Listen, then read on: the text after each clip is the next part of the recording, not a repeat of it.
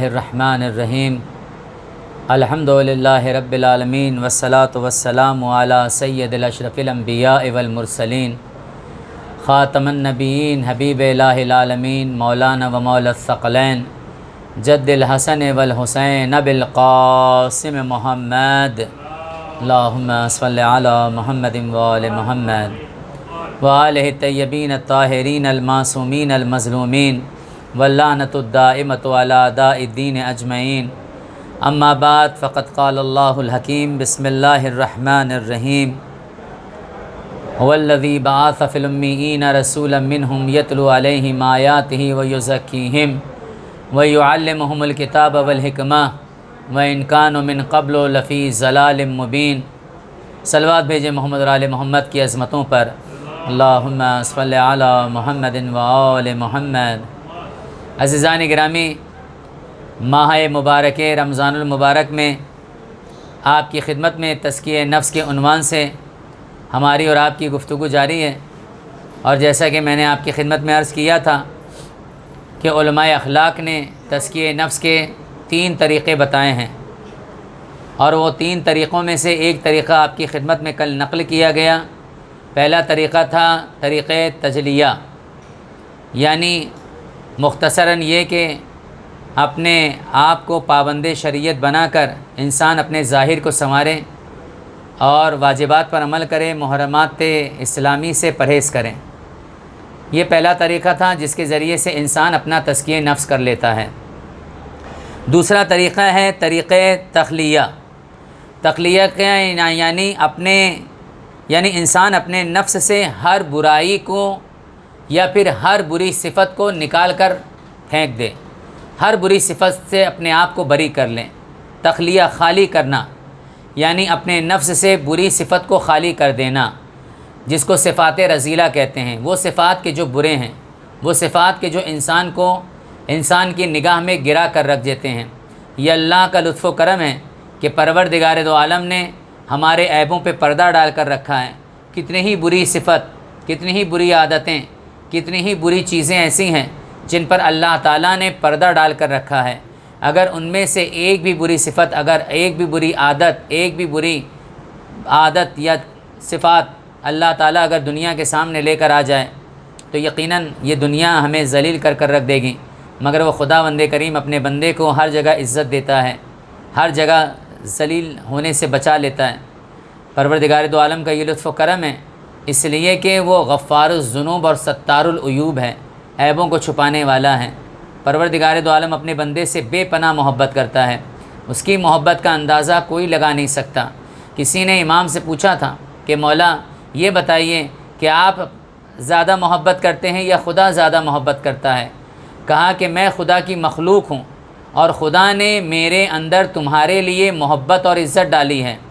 جب میں تم سے محبت اور عزت کرتا ہوں اس کے ڈالنے کی وجہ سے، تو جس نے ڈالی ہے وہ کتنی محبت کرتا ہوگا، وہ کتنی تمہاری عزت کرتا ہوگا، وہ کتنا تمہارا احترام کرتا ہوگا۔ بہرکیف یہاں پہ عرض یہ کرنا ہے کہ تخلیہ دوسرا طریقہ ہے اپنے نفس کو برائیوں سے بچانے کا، اپنے نفس کو ہر بری عادت سے خالی کرنا، ہر بری عادت سے اپنے آپ کو بچانا۔ جیسے تکبر، اکڑ، غرور، ایگو کا شکار ہو جانا، حسد، جلن آج کل بہت زیادہ عام ہوتی ہوئی نظر آ رہی ہے۔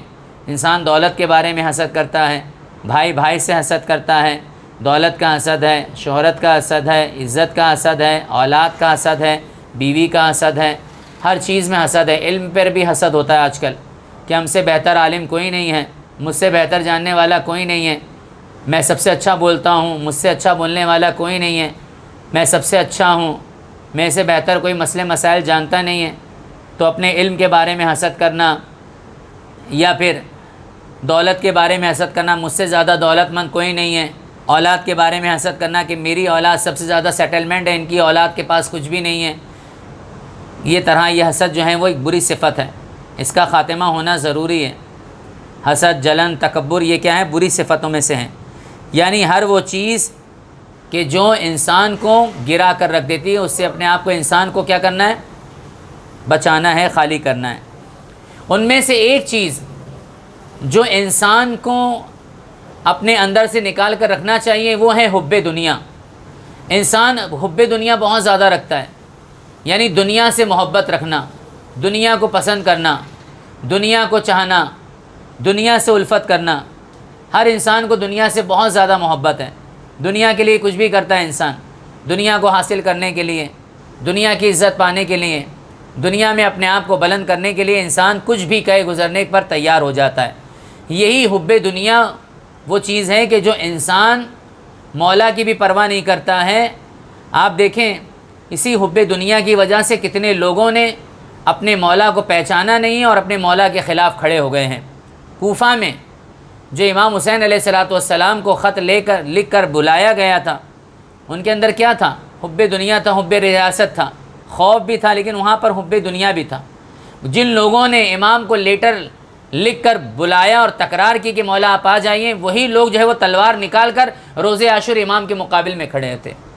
کون سی چیز ان کو امام کے خلاف کھڑا کر رکھ دی؟ ایک طرف انہوں نے ریکویسٹ کی کہ مولا آپ کوفہ آ جائیے، ہماری رہبری کریے، اور دوسری طرف دیکھیے کہ کربلا کے میدان میں امام حسین علیہ السلام مولا کے مقابل میں، امام زمانہ کے مقابل میں، اس وقت کے امام زمانہ کے مقابل میں، امام حسین اپنے وقت کے امام ہیں، امام زمانہ کے مقابل میں، اپنے امام کے مقابل میں کھڑے ہو گئے۔ کیوں کھڑے ہوئے؟ اس لیے کہ حب دنیا آ چکا تھا، رے کی حب، حکومت کی لالچ۔ تو جہاں حب دنیا آ جائے گا انسان کے دل میں، پھر وہاں پر انسان مولا کی بھی پرواہ نہیں کرے گا، اس کی پسندیدہ چیزوں کی بھی پرواہ نہیں کرے گا، رضائے رب کی بھی پرواہ نہیں کرے گا۔ یہی وجہ بنی کہ نماز بھی پڑھ رہے تھے اور امام حسین کو قتل پر بھی آمادہ ہو رہے تھے، نماز بھی پڑھ رہے تھے اور محافظ قرآن کو قتل کرنے پر آمادہ بھی ہو رہے تھے، نماز بھی پڑھ رہے تھے، نواسے رسول کو قتل کرنے پر آمادہ بھی ہو رہے تھے۔ کس وجہ سے؟ حب دنیا کی وجہ سے امام حسین علیہ السلام کے قتل پر آمادہ ہو گئے۔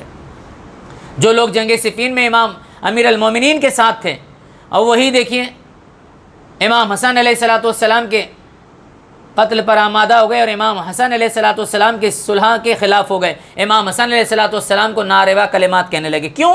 اس لیے کہ حب دنیا آ چکا تھا۔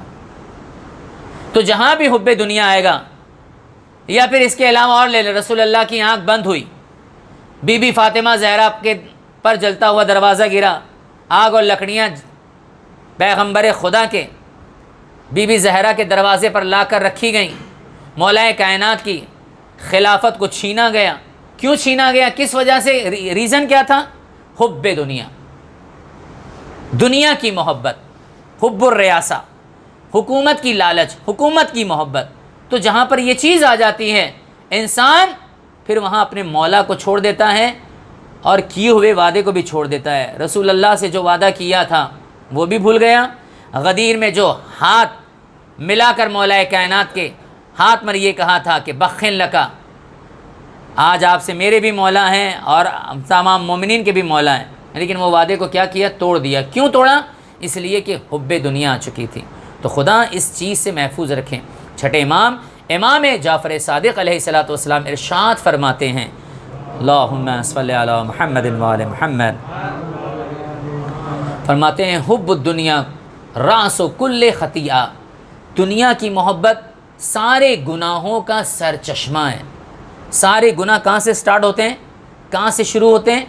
دنیا کی محبت سے۔ انسان جتنا زیادہ دنیا کے قریب ہوتا چلا جائے گا، اتنا ہی زیادہ خدا اور رسول سے دور ہوتا چلا جائے گا، قرآن سے دور ہوتا چلا جائے گا۔ دیکھیں یہی ہوتا ہے، انسان جتنا زیادہ حب دنیا محبت کرے گا دنیا سے، تجارت سے، اللہ سے دور ہوتا چلا جائے گا۔ مثال ہے سامنے کی، کہنے کی ضرورت نہیں ہے۔ ماشاءاللہ سب سمجھدار ہیں، سب ہوشیار ہیں، سب سمجھدار ہیں، سب ہوشیار ہیں۔ اگر زیادہ حب دنیا اگر آ گیا تو کیا ہوتا ہے؟ ٹائم نہیں ہوتا، میرے پاس ٹائم نہیں ہے قرآن کے لیے،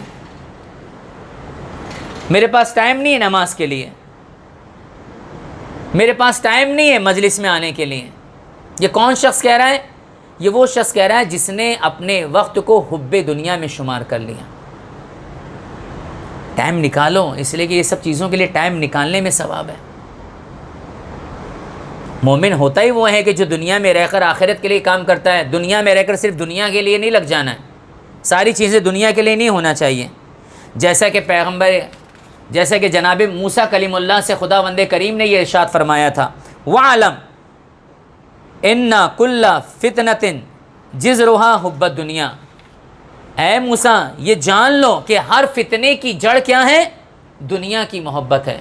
سارے فتنے یہیں سے سٹارٹ ہوتے ہیں۔ آپ دیکھیں آج دنیا جو ہے فتنوں و فساد کی طرف جا رہی ہے۔ حکومت چاہے کہیں کی بھی حکومت ہو، انڈیا ہو یا پوری کائنات میں جہاں کی بھی حکومت لے لے، یہ ساری حکومت کیا ہے؟ حب دنیا کے اوپر ڈیپینڈ کر رہی ہے۔ دنیا ہم کو چاہیے، اور اس دنیا کی چاہت میں انسان کچھ بھی کر رہا ہے، دیکھ نہیں رہا ہے کہ مظلوم پس رہا ہے یا ہم بیچارہ پستا مظلوم ہی ہے، اس میں کوئی شک نہیں ہے۔ ظالم کبھی نہیں پستا، ظالم تو ٹھاٹ سے بیٹھا ہوا ہے، لیکن بیچارہ مظلوم پیس رہا ہے۔ سارے کے سارے لوگ ایک ہی صف میں کھڑے ہو گئے، ظلم ہو رہا ہے، تشدد ہو رہا ہے، غریبوں پر ظلم ہو رہا ہے، غریب بیچارے جو ہیں وہ پریشان ہیں بیماری پر، ساری کی ساری چیزیں غریبوں کے ساتھ ہو رہی ہیں۔ کس وجہ سے ہو رہی ہیں؟ دنیا کی وجہ سے، دنیا کی محبت کی وجہ سے۔ یہ حکومت اگر رہ کر اگر عدل و انصاف کے ساتھ خالصۃً لوجہ اللہ، انسانیت کو مد نظر رکھتے ہوئے اگر کام کرنا شروع کر دے تو سارے کے سارے مسائل حل ہو جائیں گے۔ تو دنیا کی مذمت پروردگار دو عالم نے فرمائی ہے کہ دنیا کی محبت جو ہے وہ جڑ ہے ہر فتنے کی۔ اسی طریقے سے عزیزان گرامی، یہ نہیں ہے کہ انسان دنیا کی مذمت کی گئی ہے، نہیں، دنیا میں رہ کر انسان آخرت کے لیے بھی بہت سے کام کر سکتا ہے۔ دنیا کی کچھ جگہ تعریف بھی کی گئی ہے، جیسے کہ ایک چھوٹا سا واقعہ آپ کی خدمت میں بیان کر دوں کہ جناب ابو یعفور چھٹے امام جعفر صادق علیہ الصلوۃ والسلام کے شاگرد بھی ہیں اور غلام بھی ہیں۔ اللہم صلی علی محمد و آل محمد۔ جناب ابو یعفور امام صادق علیہ الصلوۃ والسلام کے پاس آئے اور کہا کہ مولا میں دنیا کو بہت زیادہ پسند کرتا ہوں، میں دنیا کو لائک کرتا ہوں، میں دنیا کو دوست رکھتا ہوں۔ تو امام علیہ الصلوۃ والسلام چونکہ ان کے اوپر وشواس رکھتے ہیں، یقین رکھتے ہیں، اگر امام نے وشواس نہیں کیا ہوتا، یقین نہیں رکھا ہوتا تو یہ کہتے کہ بھائی تم ہمارے چاہنے والے نہیں ہو، اس لیے کہ ہمارا چاہنے والا دنیا سے محبت نہیں کرتا ہے، بلکہ ہمارا چاہنے والا کون ہے؟ جو آخرت سے محبت کرتا ہے۔ لیکن چونکہ امام جانتے ہیں کہ ابو یعفور دنیا سے محبت اگر کر رہے ہیں تو اس کے پیچھے کوئی نہ کوئی ریزن ہے، کوئی نہ کوئی دعوت ہے، یعنی کوئی نہ کوئی میسج دینا چاہ رہے ہیں، تو امام نے وہاں پہ بیٹھے ہوئے سارے لوگ بھی تھے، ان کی طرف مخاطب ہو کر کہا، اے ابو یعفور تم دنیا کو کس لیے چاہتے ہو؟ سوال کیا امام علیہ الصلوۃ والسلام نے اپنے غلام سے، تم دنیا کو کس لیے چاہتے ہو، کس لیے پسند کرتے ہو؟ تو کہا کہ میں دنیا کو اس لیے پسند کرتا ہوں کہ میں دنیا میں رہ کر خوب کماؤں، اور جب وہ کمائی حلال کی میرے پاس زیادہ آئے تو میں اس زیادہ کمائی کے ذریعے سے کیا کروں؟ جن کے پاس مکان نہیں ہیں میں انہیں مکان بناؤں، جو مومنین غریب ہیں حج پر نہیں جا سکتے ہیں میں انہیں حج پر بھیجوں، جو امام حسین کی زیارت نہیں کر سکتے ہیں میں انہیں زیارت پر بھیجوں، جو مومنین پریشان حال ہیں میں ان کی مدد کروں، اپنے دوستوں کی مدد کروں، اپنے رشتہ داروں کے ساتھ صلہ رحم کروں، اور ان کے لیے ساری زندگی کے جو وسائل ہوتے ہیں وہ فراہم کروں۔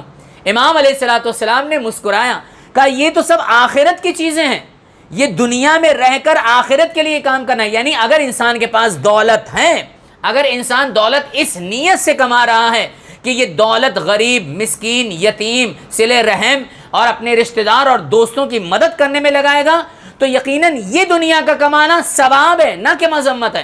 لیکن اگر یہ سوچ رہا ہے کہ میرے بیٹے کی لائف صحیح ہو جائے، میرا بیٹا اچھے سے سیٹ ہو جائے، بس میرا بیٹا اور بیٹی اچھے کھائیں پئیں عیش کریں، ان کے پاس گاڑی ہو، بنگلہ ہو، عیش ہو، سب کچھ ہو، وہ ہر سال جو ہے وہ یہ گھومیں ٹہلیں عیش کریں، تو یہ غلط ہے عزیزان گرامی۔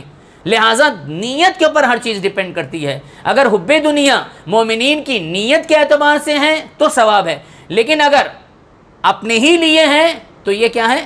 غلط ہے۔ صلوات پڑھ دے محمد آل محمد پر، صلی علی محمد و آل محمد۔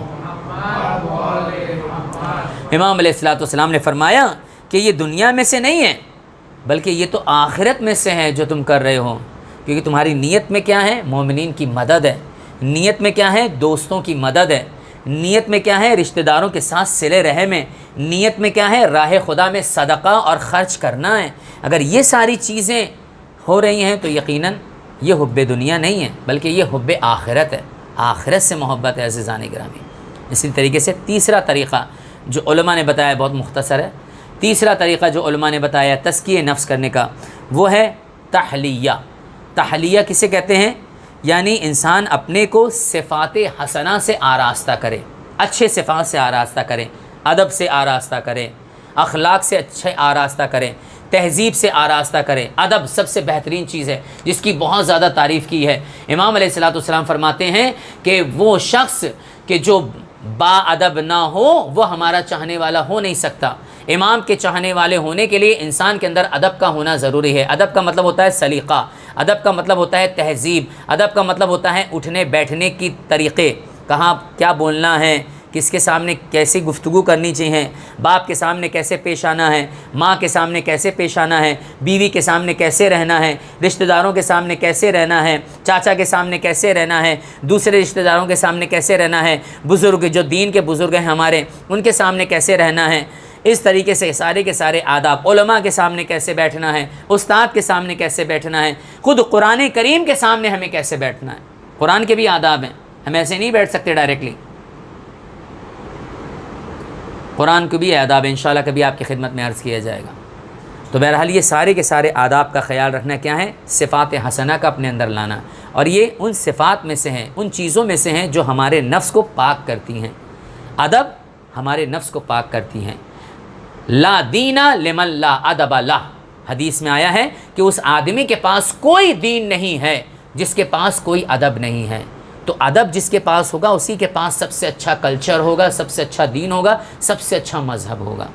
تو لہٰذا اگر اپنے آپ کو مہذب بنا لے گا انسان، مؤدب بنا لے گا انسان، تو سمجھ لیجیے کہ اس کے پاس سب سے اچھا دین ہے۔ پروردگار دو عالم ہم سب کو توفیق دے کہ ہم محمد آل محمد کے طریقے پر عمل کریں اور ان کی محبت اور ان کی مودت حقیقی معنوں میں ہمارے اندر داخل ہو۔